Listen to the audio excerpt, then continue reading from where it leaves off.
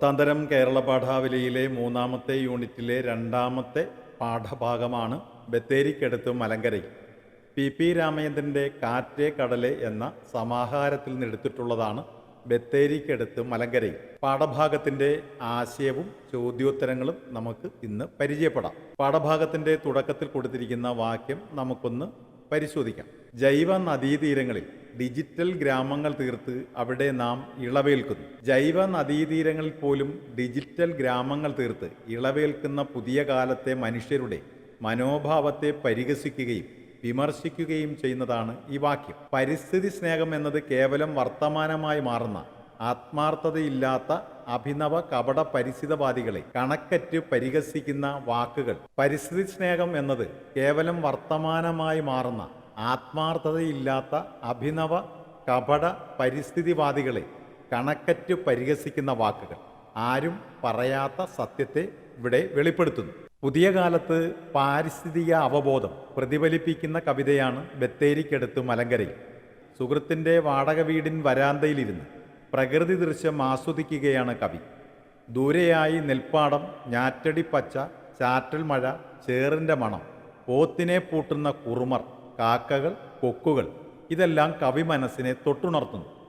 മനയോല തേച്ച മുഖത്ത് ചുട്ടികുത്താൻ മലർന്നു കിടക്കുന്നത് പോലെ മലനാട്ടു മണ്ണ് പച്ചപ്പിൽ കുളിച്ചു നിൽക്കുന്നു. എന്നാൽ ഈ കാഴ്ചകളെ ക്യാമറയിൽ പകർത്തി ലോകത്തിന് കാണിച്ചു കൊടുക്കാനാണ് കവിക്ക് താല്പര്യം. തൂലിക വിറ്റ് മൊബൈൽ ഫോൺ വാങ്ങിയ കവി എല്ലാ ചിത്രങ്ങളും ലോകത്തിന് പങ്കുവയ്ക്കുന്നു. ചാറ്റിൽ മഴ പോലെ വന്ന ചാറ്റുകൾ വയനാടിൻ്റെ മണ്ണിൻ്റെ പച്ചപ്പുകൾ പോയിട്ടില്ലെന്നും ചിലതെല്ലാം ബാക്കിയാവുന്നു എന്നും ഇവിടെ വിളിച്ചു കൂവുന്നു. അതിന് സാക്ഷിയായി ചിത്രം മാത്രം. കാണപ്പെടുന്ന പച്ചപ്പിനെ നിലനിർത്തി അനുഭവിക്കാൻ കവി മനസ്സ് ആഗ്രഹിക്കുന്നു. സ്വാഭാവികമായ മണ്ണിൽ നിന്ന് അകന്നു പോകുന്ന അനേകരിൽ ഒരുവനായ കവിക്കും മലങ്കര എന്നത് ഏതോ ഒരു ദേശം മാത്രം, അതിലെ ജനതയാകട്ടെ അളവുകൾ മാത്രം. അല്ലയോ മലകളെ, മരങ്ങളെ, കുറുമരെ, നിങ്ങൾ എത്ര ജീവിയാണെന്ന ചോദ്യത്തിൽ നിന്ന് ഉയരുന്ന ശക്തമായ ആശയവിസ്ഫോടനം ഈ കവിതയെ വേറിട്ട് നിർത്തുന്നു. പരിസ്ഥിതിയെക്കുറിച്ച് പറഞ്ഞു നടക്കുമ്പോഴും അതിനു വേണ്ടി ഒന്നും ചെയ്യാത്ത, വാർത്താമാധ്യമങ്ങളിൽ ഇടം തേടാൻ ആഗ്രഹിക്കുന്ന പുതിയ കാലത്തെ മനുഷ്യൻ്റെ മനോഭാവത്തെ ഈ കവിത ചോദ്യം ചെയ്യുന്നു എന്നുള്ളതിൽ സംശയമില്ല. ഇനി നമുക്ക് പാഠഭാഗത്തിൻ്റെ ചോദ്യോത്തരങ്ങളിലേക്ക് കടക്കാം. 1ാമത്തെ ചോദ്യം: ഇപ്പോൾ ഞാൻ അനേകരാണ്, ഈ മലങ്കര 7 വൻകരയുമാണ്. വരികളുടെ അർത്ഥതലങ്ങൾ വിശദീകരിക്കുക. പുതിയ കാലത്തെ മനുഷ്യരുടെ മനോഭാവത്തെ വെളിപ്പെടുത്തുന്ന വരികളാണിത്. സാങ്കേതികവിദ്യയുടെ കാലത്ത് ലോകം മുഴുവൻ തൻ്റെ കൈവെള്ളയിലാണെന്ന അഹങ്കാരം നിറഞ്ഞ ചിന്തയിൽ മനുഷ്യൻ അഭിരമിക്കുന്നു. അതുകൊണ്ടാണ് ഞാൻ എന്നത് അനേകരാണെന്നും ഈ മലങ്കര ഒരു വൻകരയാണെന്നും ഇക്കൂട്ടർക്ക് തോന്നുന്നത്.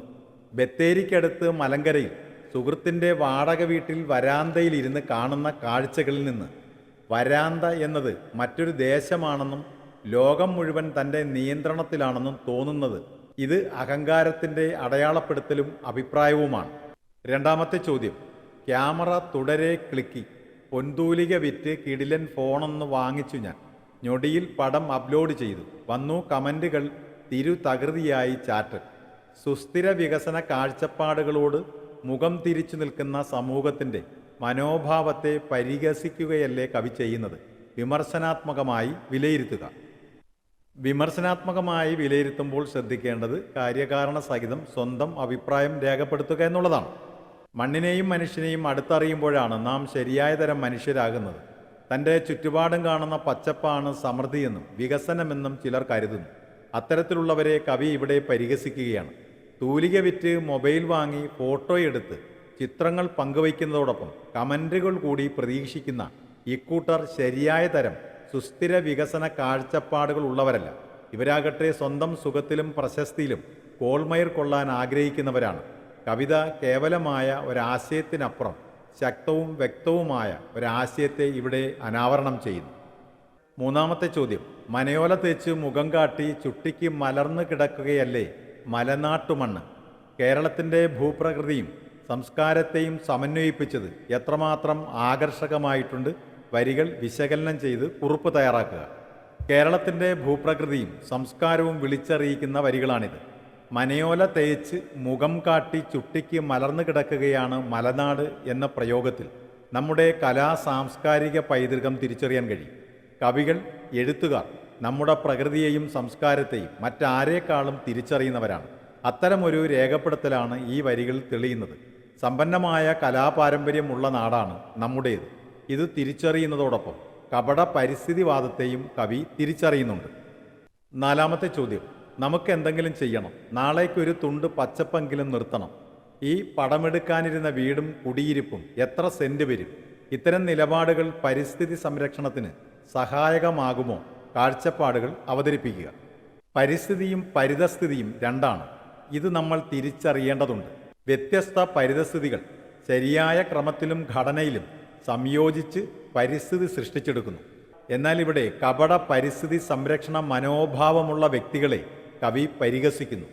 ലോകം ചുറ്റിക്കറങ്ങി തിരിച്ചു വരുമ്പോൾ വിശ്രമിക്കാനും കണ്ണിന് കുളിരേകാനും അതിൽ അഭിരമിക്കാനുമാണ് ഇന്നത്തെ മനുഷ്യരിൽ പലരും ആഗ്രഹിക്കുന്നത്. ഇത് പരിസ്ഥിതി സംരക്ഷണം സാധ്യമാക്കാൻ ഉതകുന്ന ചിന്തകളല്ല.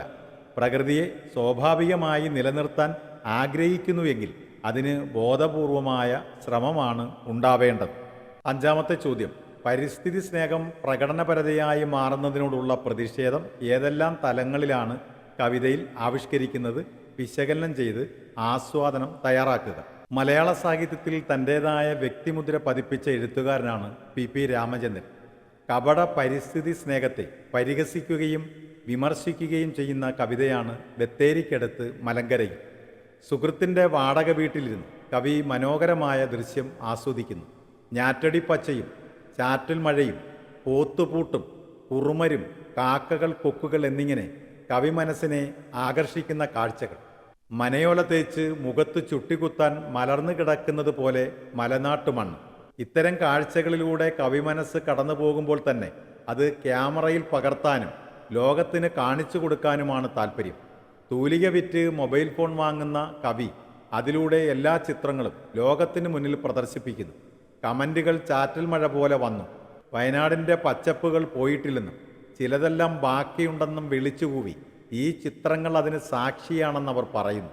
പച്ചപ്പിനെ, സമൃദ്ധിയെ നിലനിർത്തണം എന്ന് പറയുന്നത് ലോകം ചുറ്റിക്കറങ്ങി വരുമ്പോൾ ആസ്വദിക്കാനാണ്. അനേകരിൽ ഒരുവനായ കവിക്കും മലങ്കര ഏതോ ഒരു ദേശം മാത്രമാണ്.